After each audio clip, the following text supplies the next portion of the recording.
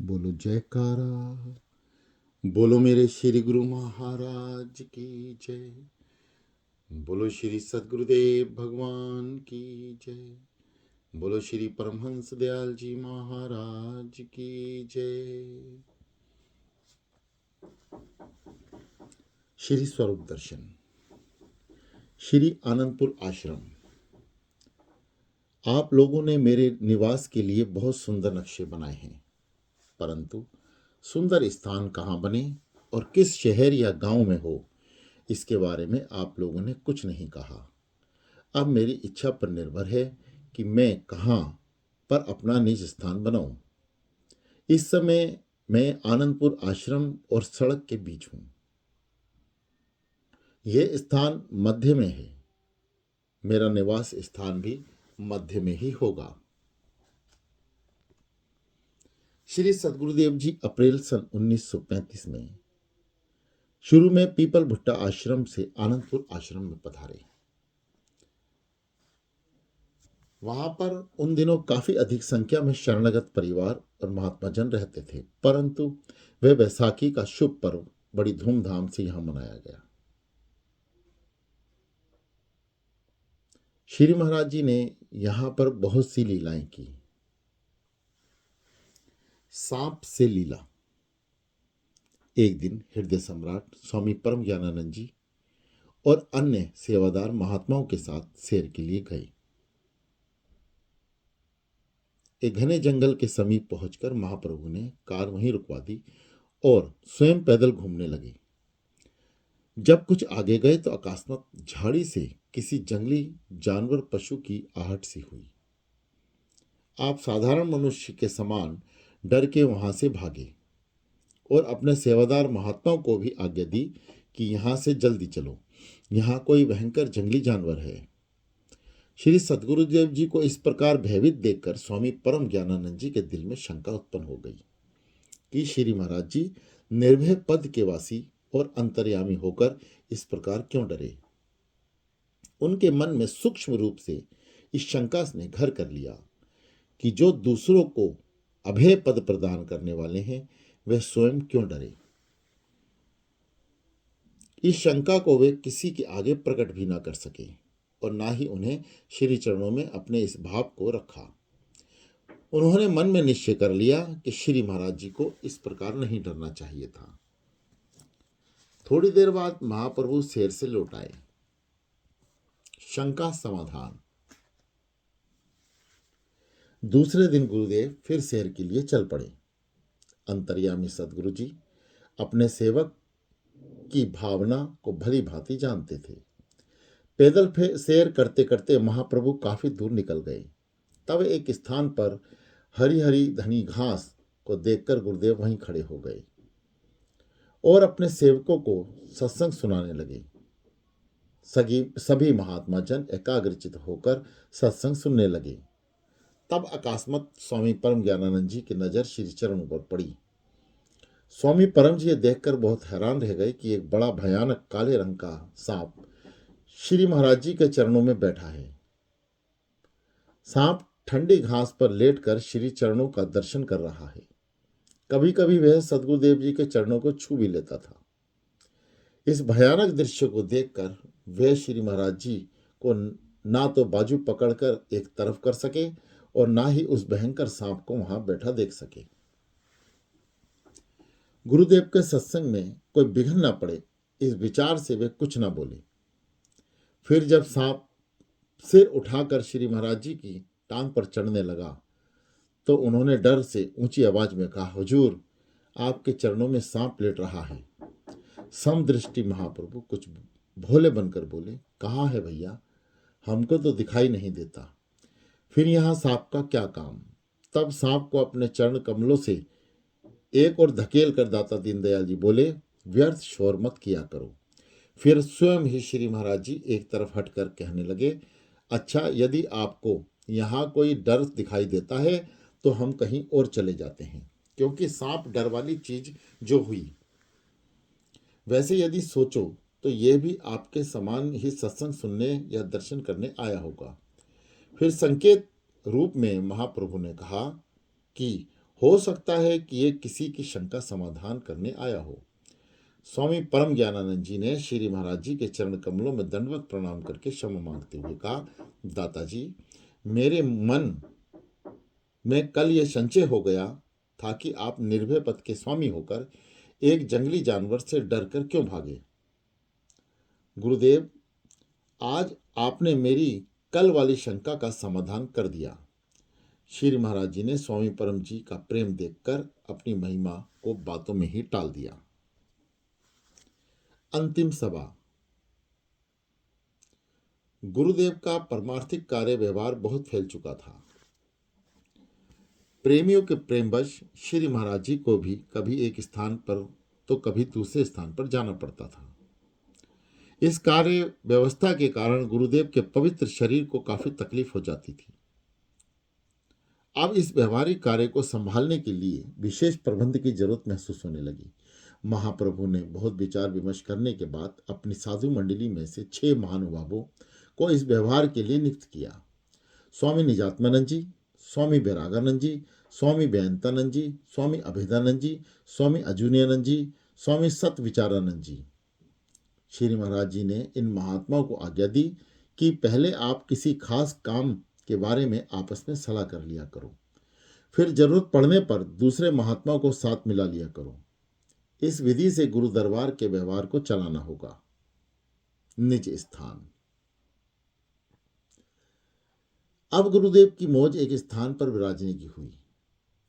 श्री महाराज जी अपने प्रेमियों से कभी कभी पूछा करते थे, मेरा निवास स्थान कहाँ हो और कैसा हो, क्योंकि अब मैं एक स्थान पर ही विश्राम करना चाहता हूँ।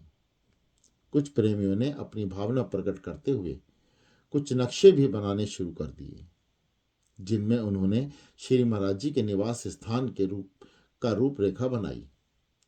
2-4 प्रेमियों ने तो नक्शे श्री चरणों में भेंट भी कर दिए। उन नक्शों को देखकर महाप्रभु हंस पड़ते थे। फिर गुरुदेव सभी सदगृहस्थियों अर्थात शरणागत प्रेमियों और संत महात्माओं से कहा कि सब लोग नक्शे बनाओ। 2-4 दिन में अनेक नक्शे तैयार हो गए। उनमें कुछ नक्शे ऐसे भी थे जिनको कागज पर बनाने में तो कुछ ही पैसे खर्च हुए होंगे, परंतु जिनका असली रूप देने में 4 लाख रुपए भी कम थे। फिर सतगुरुदेव जी ने अपने सेवकों की प्रेम परीक्षा लेने के लिए ऊंची आवाज में फरमाया, मेरा स्थान कौन कौन बनाएगा, हाथ खड़े करो। अभी ये शब्द श्री महाराज जी ने पूरी तरह से कह भी नहीं पाए थे कि हजारों हाथ एकदम खड़े हो गए। सभी यही कहते थे, श्री महाराज जी का स्थान हम बनाएंगे। फिर गुरुदेव ने प्रेमियों को आज्ञा दी कि जो जो प्रेमी मेरा स्थान बनाने के लिए तैयार हो वो कमर बांध ले। अब तो वह जन समूह कमर बांधे तैयार खड़ा दिखाई देने लगा। उन्हीं दिनों श्री महाराज जी ने लगभग 200 शरणागति परिवारों को संन्यास भेज दे दिया। श्री स्वामी निजात्मानंद जी के शारीरिक नाते से बड़े पुत्र स्वामी ध्यान अखंडानंद जी को भी उन्हीं दिनों संन्यास भेष मिला। सैकड़ों नर नारी भगवे वेश के लिए लालायित होते रहते थे। कई कई दिन तक उन्हें प्रार्थना करते हो जाते थे, परंतु श्री महाराज जी की उनकी अर्ज मंजूर नहीं करते थे। कई बार ऐसा भी होता था कि एक ही दिन में 50-60 सज्जनों को संन्यास भेष मिल जाता था। यह तो देने वाले की मौज पर निर्भर करता है कि किसकी झोली खाली रखे और किसकी भर दे। फिर महाप्रभु ने कई मन शक्करपारे बनवाकर उनका प्रसाद बांटते थे। प्रसाद प्रेमियों को 1-2 शक्करपारों का नहीं बल्कि शेरों के हिसाब से मिलता था। श्री महाराज जी दोनों हाथों से लुटाते थे और फिर लूटने वाला अपनी झोलियां भर लेता था। ऐसा 1-2 बार नहीं, अनेकों बार होता था। गुरु बिन घोर अंधकार। यहां भी श्री महाराज जी का पावन सत्संग संगत बड़े प्रेम से सुनती थी। हृदय सम्राट के दर्शन खुलने से पहले प्रेमीजन द्वार पर खड़े होकर भजन कीर्तन द्वारा अपनी पुकार श्री चरणों तक पहुंचाते थे। जब श्री महाराज जी के दर्शन खुल जाते थे तो प्रेम विभोर होकर गुरु भक्ति भजन गाते थे। चंचड़िया महाराज आज सानू चंचड़िया। गुरुवाणी के दूसरे भजन की पहली पंक्ति यह भी है, चढ़िया लोको गुरु सच्चा दा चंद्रमा। हृदय सम्राट के प्रेमी सेवकों में एक भक्त कुंदन सिंह जी, जो गढ़वाल के रहने वाले थे, वे भी पंजाबी भाषा पूरी तरह अभी नहीं समझ पाते थे। उनके जिम्मे लंगर की सेवा थी। दूज की रात थी। नीले आकाश पर बाल चंद्र शोभायान था। श्री कुंदन सिंह जी और उनके साथियों को लंगर में सेवा करते हुए कुछ देर हो गए। इतने में एक महात्मा श्री कुंदन सिंह जी से पंजाबी में कहा, कुंदन सिंह जी, बेख चंद चढ़े आए, अर्थात चंद्रमा उदय हुआ है, दर्शन कर लो। श्री कुंदन सिंह जी ने वहीं से उत्तर दिया, अभी चांद नहीं चढ़ा। महात्मा जी कहने लगे, बाहर निकल कर तो देखो। किंतु कुंदन सिंह जी ने बाहर निकलकर आकाश की ओर देखने के बजाय श्री गुरु महाराज जी की हवेली की ओर देखकर कहा, अभी चांद नहीं चढ़ा।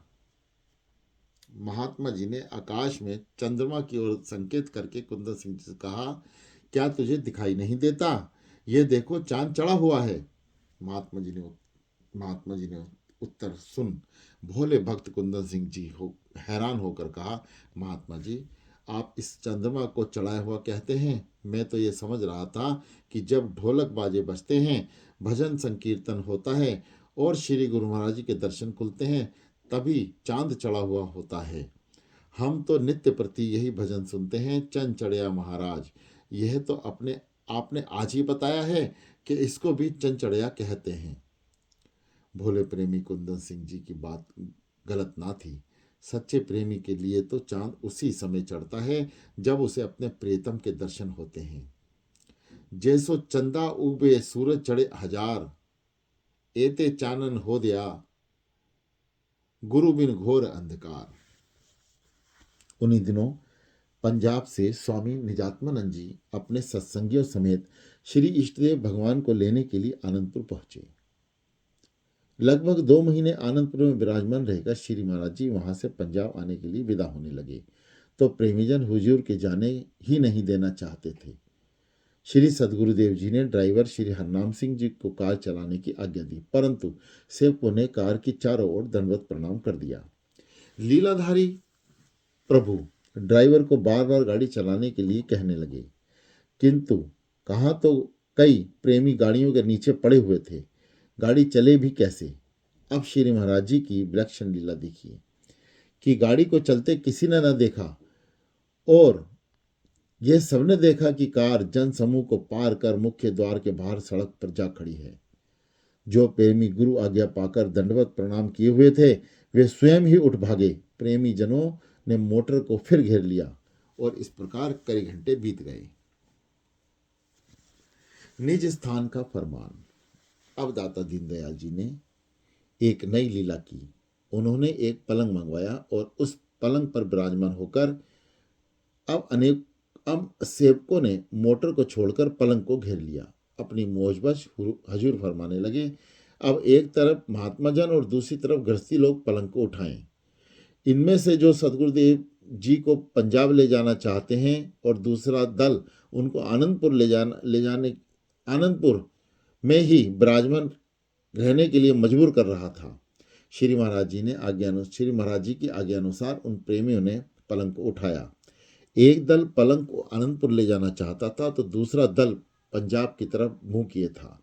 इसी प्रकार प्रेम प्रसंग में श्री महाराज जी आनंदपुर आश्रम के मुख्य सड़क के बीच में पहुंच गए। पुरातन सदगुरु प्रेमियों को ये भली भांति याद होगा कि श्री इष्टदेव भगवान ने स्वामी निजात्मानंद जी को अक्रूर की उपाधि देकर एक कमरे में बंद कर दिया था। श्री स्वामी जी कई घंटे अक्रूर बने रहे, एक ताले में बंद पड़े रहे। महाप्रभु ने एक सेवक को भेजकर स्वामी निजात्मानंद जी को बुलवा लिया। साथ ही गुरुदेव ने गुप्त रूप से एक और दूसरा पलंग मंगवा लिया।